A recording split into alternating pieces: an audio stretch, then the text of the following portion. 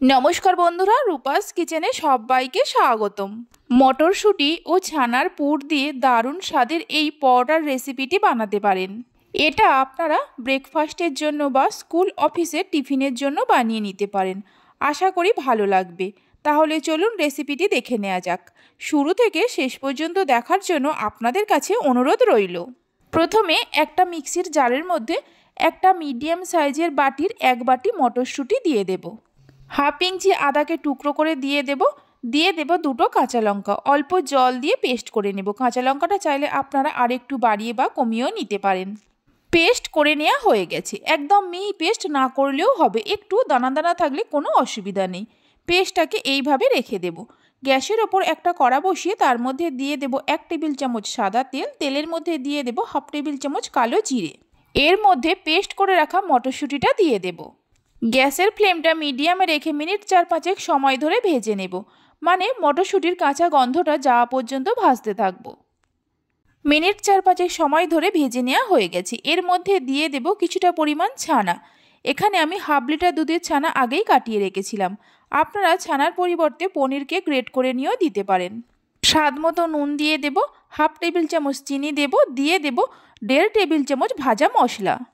গোটা জিরে, ধনে, মৌরি, শুকনো লঙ্কা, এলাচ, লবঙ্গ, দারচিনিকে আগেই শুকনো খোলায় ভেজে গুঁড়ো করে রেখেছিলাম। কিছুটা পরিমাণ ধনেপাতা কুচি দিয়ে দেব।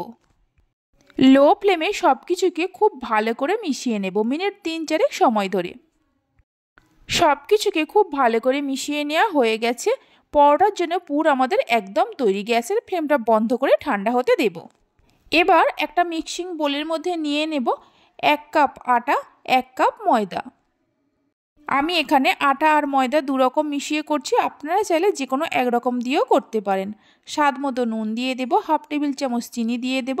হাফ টেবিল চামচ জোয়ানকে হাতের মধ্যে নিয়ে ঘষে এইভাবে দিয়ে দেব। 3 টেবিল চামচ সাদা তেল দিয়ে দেব। তেলের পরিবর্তে আপনারা ঘিয়ের ব্যবহারও করতে পারেন। সব কিছুকে খুব ভালো করে মিশিয়ে নেব। ভালো করে মিশিয়ে নেওয়ার পর অল্প অল্প করে জল দিয়ে একটা ডো তৈরি করে নেব। রুটি, লুচি, পরোটা করার জন্য যেমন ডো তৈরি করা হয় ঠিক সেই রকম। আটা আর ময়দাটা মেখে নেওয়া হয়ে গেছে। এই ডোটাকে আমি আর রেস্টে রাখবো না, তাই মিনিট 4-5 সময় ধরে খুব ভালো করে মেখে নেব। ভালো করে মেখে নেওয়ার পর একটু বড় বড় করে লেচি কেটে নেব। লেচিগুলো কেটে নেওয়ার পর লেচিগুলোকে গোল করে নেব।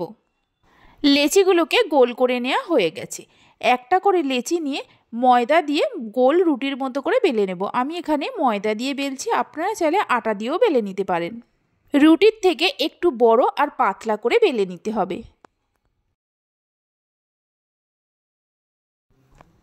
দেখুন, ঠিক এরকম বড় আর একটু পাতলা করে বেলে নেব।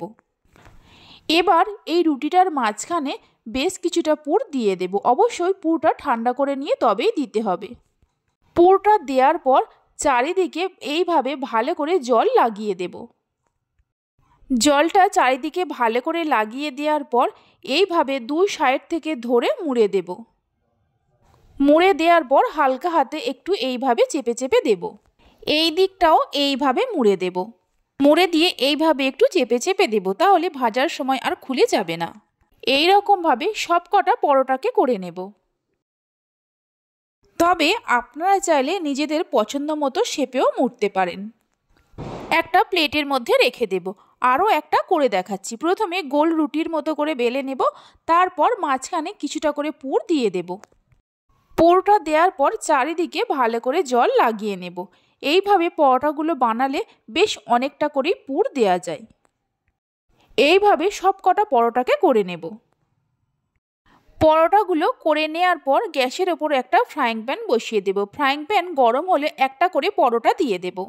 পরোটা দেওয়ার পর গ্যাসের ফ্লেমটা মিডিয়ামে করে পরোটাটাকে প্রথমে উল্টে পাল্টে সেঁকে নেব। পরোটাটাকে উল্টে পাল্টে সেঁকে নেওয়ার পর অল্প কিছুটা বাটার দিয়ে দেব।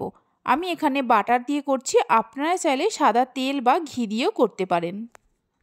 এবার বাটারের মধ্যে পরোটাটাকে এইভাবে ঘুরিয়ে ঘুরিয়ে ভেজে নেব। গ্যাসের ফ্লেমটা মিডিয়ামে রেখে হালকা লাল করে। আপনারা চাইলে বেশি করে তেল দিয়েও ভেজে নিতে পারেন।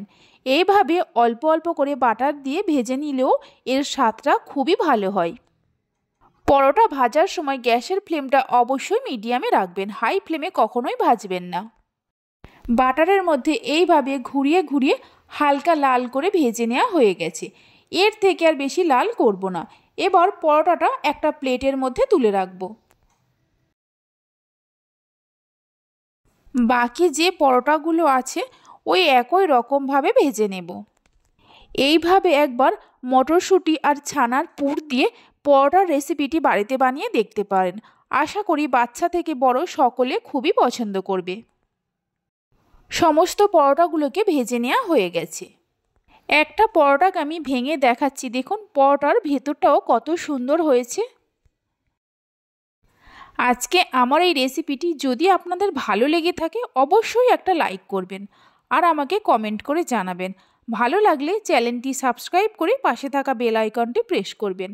আপনারা সবাই ভালো থাকবেন, সুস্থ থাকবেন। ধন্যবাদ।